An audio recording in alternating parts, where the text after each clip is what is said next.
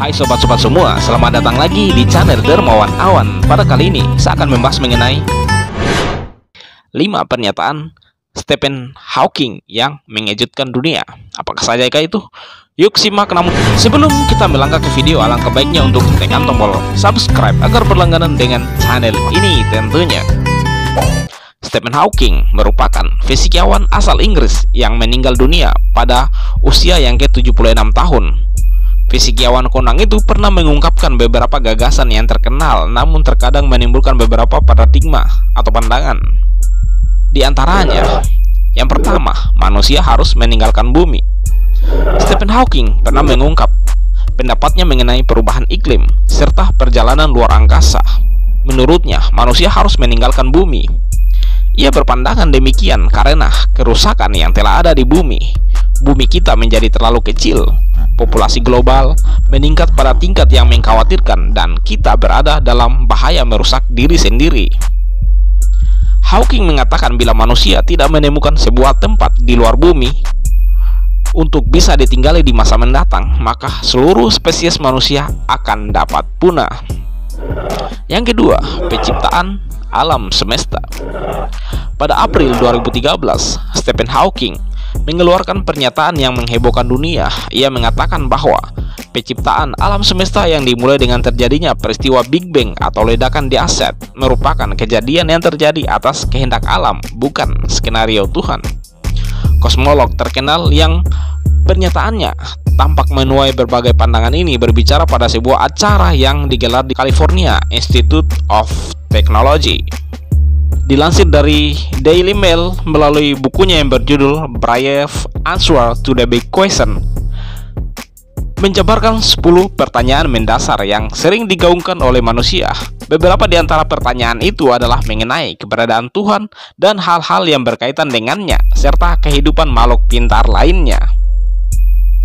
Surga diyakini sebagai tempat terakhir bagi umat beragama yang percaya akan kehadiran yang maha kuasa. Mereka percaya bahwa jika mereka hidup beriman dan taat kepada ajaran agamanya, maka mereka akan masuk surga di kehidupan lain setelah kematiannya.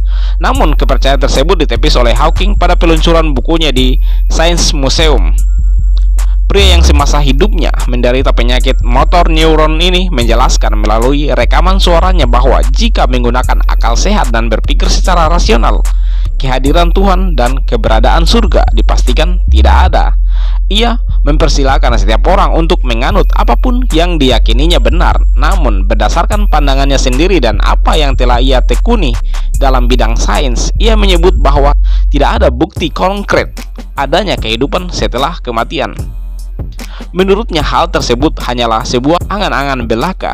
Ia pun tidak mempercayai kehadiran Tuhan sebagai sosok yang menciptakan alam semesta dan mengatur nasib manusia.